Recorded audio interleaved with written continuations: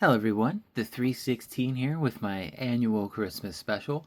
This year I decided, let's do some Batman Returns. I mean, the movie basically takes place around Christmas time, if not Christmas itself, so I figured what better way to celebrate this year than to do these figures.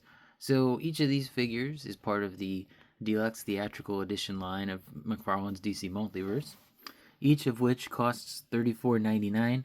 I got all three of mine from Big Bad Toy Store. Penguin shipped pretty early. Catwoman and Batman, for some reason, took like an extra month to get to me, but really excited to open these. I didn't get Max Shrek or the MTS exclusive Penguin Soldiers. Didn't really have any interest in the Penguin Soldiers, and I could take or leave Max Shrek, to be honest. You know, I collect the main characters really, but really excited to look at the Penguin and Catwoman especially. But you can see all the packages basically look the same. They have the Batman Returns logo on this side. On the other side, they have their name as well as Batman Returns spelled out. All of it is spot varnished. Don't mind that the packages are dirty. They've just been sitting here for a little while. But there's a barcode for Batman if you need it. And then all of the backs say the same thing, Batman Returns, and it has this logo on the back. Same thing for the Penguin Commandos and Max Shrek. But yeah, we got Penguin here. I've had him for a while.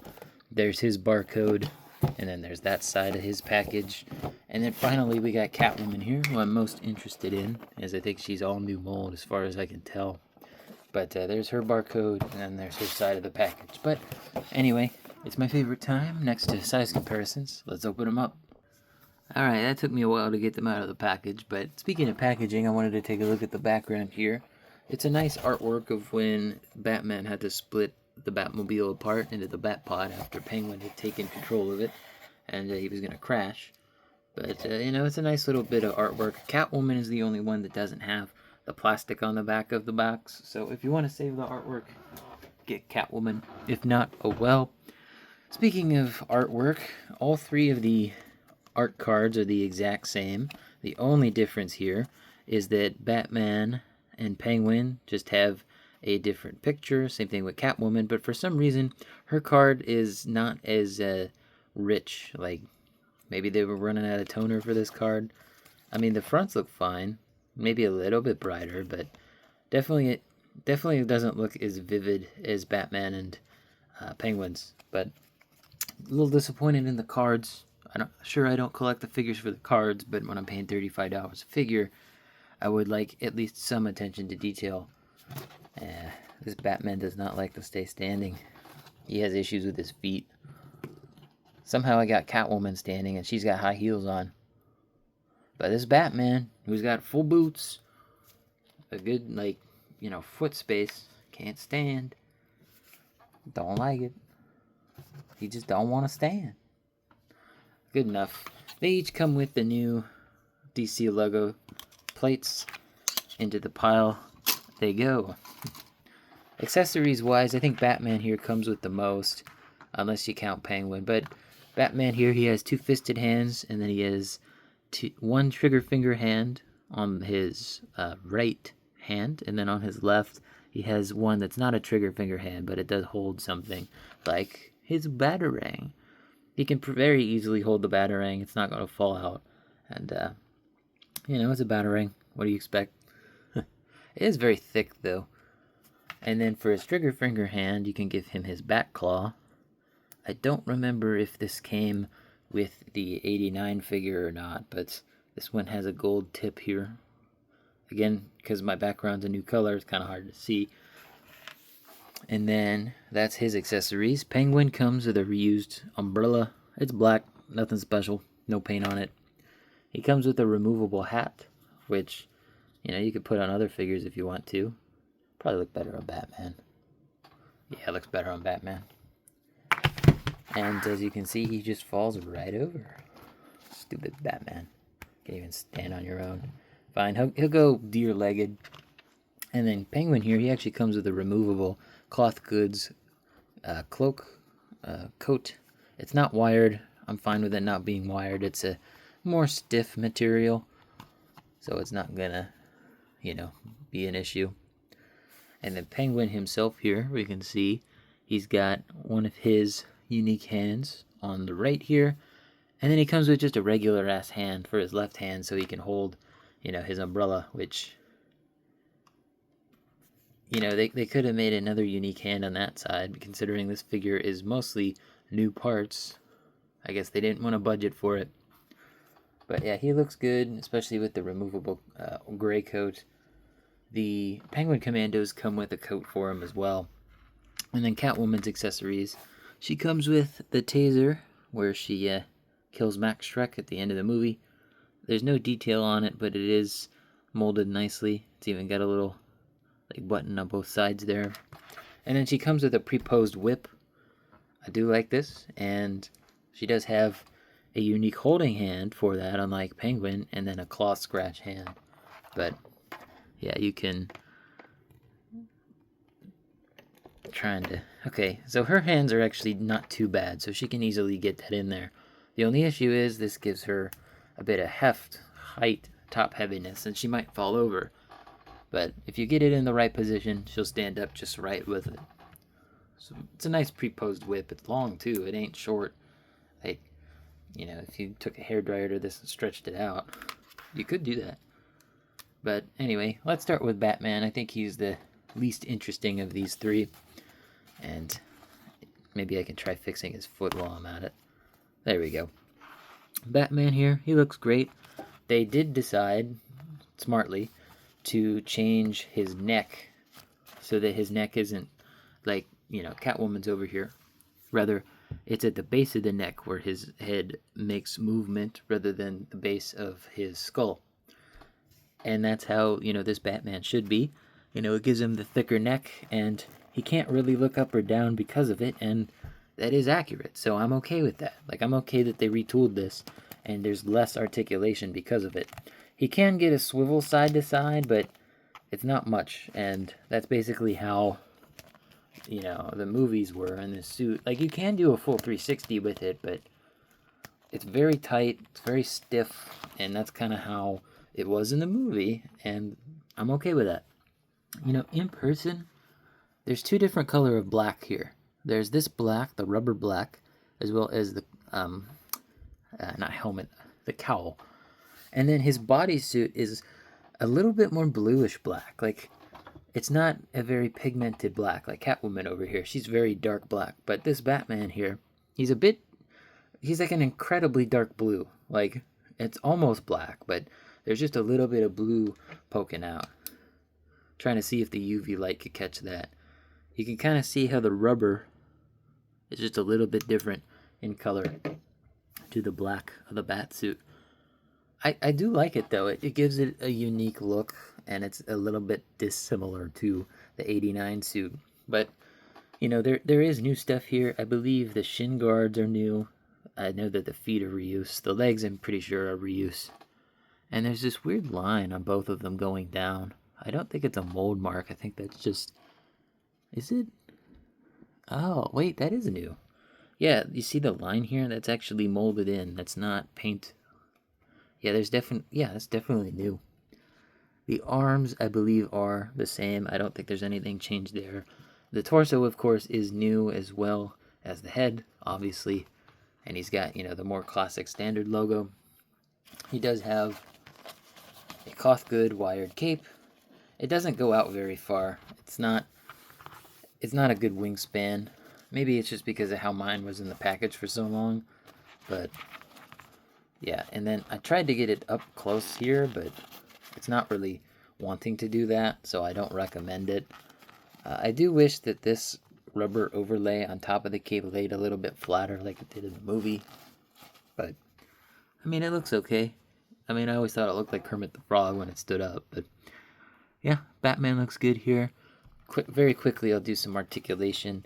So obviously you saw what's in the head. He's got an upper rocker there. No forward, good amount of back. And then the lower crunch, he gets a lot of back. Not much forward. And then side to side there. And of course both of those are on a swivel. But it will bend the plastic. So I wouldn't do that. I wouldn't bend him side to side at the upper, but the lower is fine. And then leg-wise, you're probably not going to be able to get him to sit down very well in the Batmobile. His leg kind of goes off to the side. Like, you could do it. I don't recommend it. He's obviously got double jointed knees. And then since the shoes are the same, I'm not going to do anything articulation wise with that. Can I get him to stand up? There we go. Penguin here. Again, like I said, there's mostly new stuff, but there is some reuse, mainly the legs. These legs are the same as the Penguin Collector's Edition figure, and I do believe the feet are the same as well. They do have articulation, but because of the pants, not so much. Anyway, I really like the paint work they did on this figure, you know. For $35, he may be a small figure, but for what it is, they made up for in the paint budget, because there is a ton of paint on this figure. It's really well done. And UV light doesn't really shine much on the paint, but that's okay. But I mean, look at that face sculpt. That's so creepy and weird and gross, and that's exactly how I remember Penguin in that movie. They did a great job on it. I love it. It's ghostly white pale, the forehead wrinkles, the hair even has a wash to it with the light gray. It looks great. Even the back of his vest is painted, which they hardly ever paint backs of their figures. And then he's got his big butt. Very flat ass, though, unfortunately. Sorry, Oswald, just how it is. Yeah, and, you know, the arms look good, too, as it's new. Very, very big shoulders. Could probably topple someone, like a quarterback. And it's very easy to move these, thankfully. I was hoping they would be easy to move. No issues there. The head sculpt, you can turn it, but it looks weird, and it stresses the plastic and probably chips the paint. So I wouldn't recommend it. And as you see, you saw that could do 360. The forearm here, 360 as well. You can actually touch his shoulders if you moved his... Actually, now that I'm looking at it, the holding hand here, it might actually be a new mold, but I can definitely count all 4 fingers. This one I only count, you know, the 2 and then his, you know, deformation. But yeah, this one, now that I'm looking at it, it's kind of hard to see, but it does look like those fingers are almost fused together at the bottom. But there's definitely 5 of them rather than 3. And then, you know, he's got the wrist swivel, of course, which is uniquely molded, surprisingly. Sorry if this isn't catching on camera well. I have all my lights on as well as my window open, and apparently there's not enough light coming in. So, let's see. Waist-wise, actually pretty damn good waist articulation. Even forward is good. That's quite a surprise. Do be careful with that articulation point, just because you'll have to reshape the rubber in there. And then side to side's pretty good too. Let me move these up. Let's see, can he do the splits? Not really. Didn't expect him to. Can't really sit down well. So if you want to try to sit him down, you're not really going to get much luck. Okay, you can get back further actually, which is a surprise. And then obviously you have the coat here, which this is a really nice coat. It's a thicker carpet-like material. It's also got the black rim along the neckline as well. And if you put it on, he looks just like how he did when he was visiting his parents' grave, I think. I think he wore this towards the beginning of the movie when he was introducing himself to everyone. And can't get him to stand up. He was standing up just fine. I don't know what happened. Yeah, now he doesn't want to stand. What the hell? Come on, Pangu. It's his feet here. He's a bit wobbly. That's better. He's looking down a little bit, but that's okay. And then I think this hat is painted black. I think that's how it went on. It kind of just sits on top. It doesn't really, like, peg into place or anything, but it looks pretty good on him. And obviously you can readjust the coat. I'm going to leave it a little slacked there. And you can see it kind of comes down together at the bottom. Catwoman here. Really excited about this one. I don't really have a comic book Catwoman figure. I never got the Nightfall. And the only other one I have is the Anne Hathaway version. Which obviously I like because I collect, you know, the DC movie figures a lot. But I think they did a very good job with this particular figure, especially the face sculpt. This face sculpt is fantastic. It looks exactly spot on. Like that's Michelle Pfeiffer as Catwoman. Like again, very good job on that head sculpt. Really well done. It's fully painted as well. This figure has paint on the front and the back. It has that nice leathery shine that the suit does in the movie.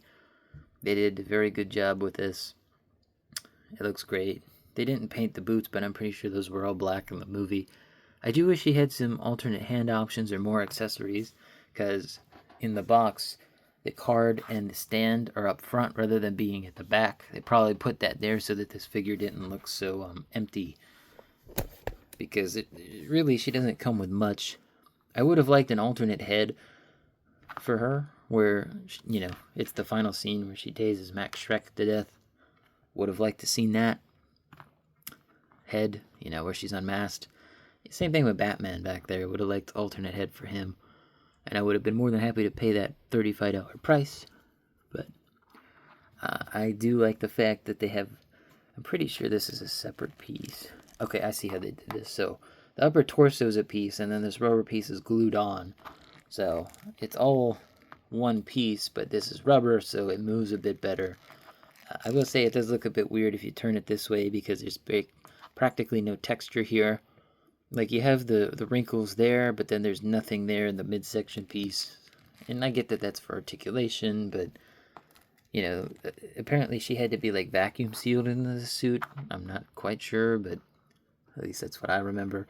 And as far as I know, besides the knee joints, I think the ankles, and maybe the elbows, this is an entirely newly tooled figure. So I get it, most of the budget was making this figure brand new. Again, I would have liked to have seen an alternate head sculpt, though. But yeah, she looks great. I don't know if this is height accurate. I feel like she was this height. But these are some long legs. Like, her legs are almost the same height as Penguin's torso. Like, it's crazy. Like, what are you doing here, Mcfarlane? Like, this is a 6-inch scaled torso. Like, but anyway, we'll get more in depth with her articulation. Her head sculpt here, it can go side to side, not much, but these ears are pointy. Like, it hurts. Ow. She can look down a good amount. Up's good. And then she can get the T-pose just fine. This arm was a little tough to get up there, probably just because of the sculpt. She has the butterfly, or rotator cuff joint, rather. It doesn't want to go forward, but back seemed to be okay. Yeah, this does not want to go forward. I'm looking at this off camera.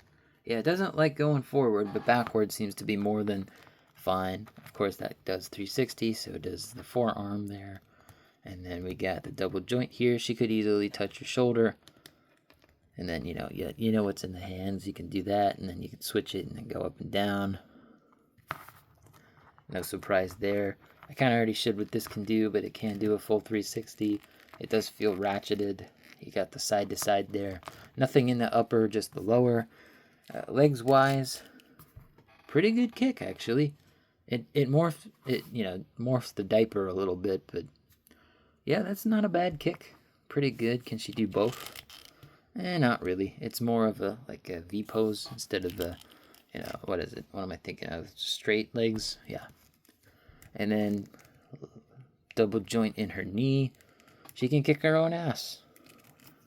With those heels, I wouldn't want to. Obviously, there's no swivel here. Yeah, no swivel there just because of how it's molded.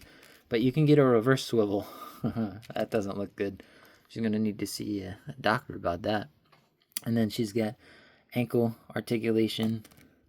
And then it could go back that far. But, because it's a heel piece, you'd have to turn the foot a little bit. And then she could kick forward a little bit. Not a big fan of the heels. But again, I believe it is movie accurate, costume accurate. So it's fine as a figure. So that's all three of those figures. Let's take a look at some size comparisons. Now, Batman is leaning back a little bit, and I did have to bend his knee in a weird way, so just keep that in mind. Catwoman here stands just a little over 7 inches tall at the top of his hat. Penguin stands at about 6'3". Without it, he's more closer to 6 inches tall. And then Batman here should be at the top of his ears about 7 3/4 inches tall. Anyway, let's move these guys over to the usuals. And as this is the Christmas special for this year, it's time to bring back Santatrocitus. So we got all the usual people over here. Santatrocitus, of course. Can't forget him. Penguin looks good next to Black Ranger, actually. They look good together. I'm not going to keep them together, but I kind of like how they look together. And, Batman, he's the same height as Arkham City Batman back there. He's kind of hiding, but he's definitely there. Yeah, these guys look all good together, and I think they scale decently well as well. And they look good next to some other lines, WWE, surprisingly. But there's them next to the usuals. Now, I would put them on my theatrical shelf, but as you can see, I'm running out of room. This is the shelf below that. Above that is the theatrical figures, but scaling-wise, they look pretty good next to just about everybody. I think these are some of the better scaled figures in the line, to say the least. If you can only get one of these three, it would be Catwoman or Penguin. I think Batman's fine, but there's other better Batman figures, especially Keaton figures in the line. The likenesses on all three of these are great. I definitely would recommend Penguin, I think, of the three the most. Catwoman just feels kind of empty with how much you're paying. Penguin, he's got some heft to him. He's got a cloth good cape, or coat, rather. He's got all accessories. I think he's the best value, but hope you guys enjoyed the video. Let me know in the comments down below what you think of this figure, or all these figures rather. Don't forget to leave a like on the video, subscribe, and hit the bell. It all helps out the channel. And as always, peace.